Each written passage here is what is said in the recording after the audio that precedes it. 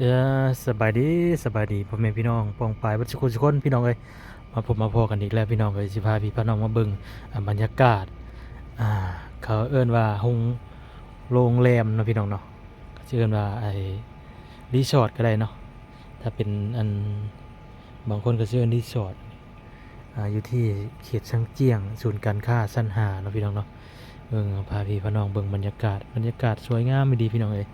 เทิงๆเนี่ยบรรยากาศดีเนาะ อืมเบิ่งอันนี้เป็นปลาอันนี้ก็เป็นปลาอย่างปลาคาบอันนี้บ่อเลี้ยงปลาแล้วพี่น้องเอ้ยปลาคาบสวยงามหลายปลาตัวนี้นี่มีน้ำตกนี่นะพี่น้องเลยเอามาพักได้แล้วพี่น้องเนาะคืนหนึ่ง650,000กีบพี่น้องเลย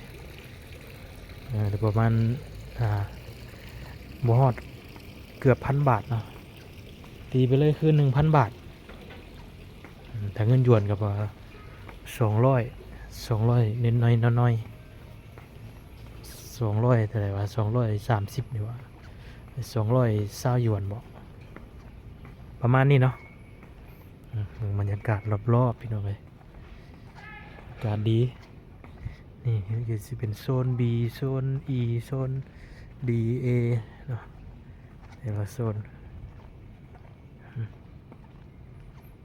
พักผ่อนมีครัวมีเตาแก๊สมีตู้เย็นมีตู้ซักผ้าให้เด้อพี่น้องเลยนี่อันนี้ก็นี่ตัวนี้โซนดี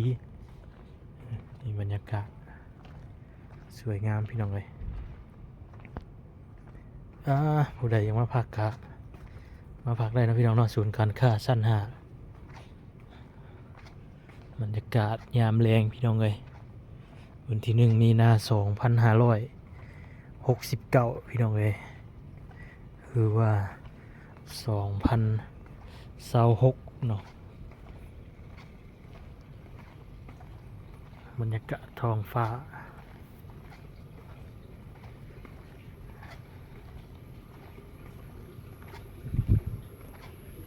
โอ้ต้นไม้ร้ายเนาะพี่น้องนี่เป็นตัวสร้างบ้านสร้าง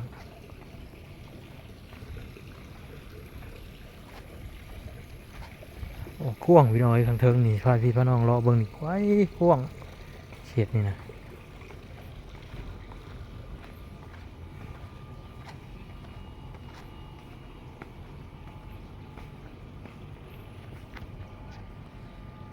โอเคแล้วพี่น้องเนาะแต่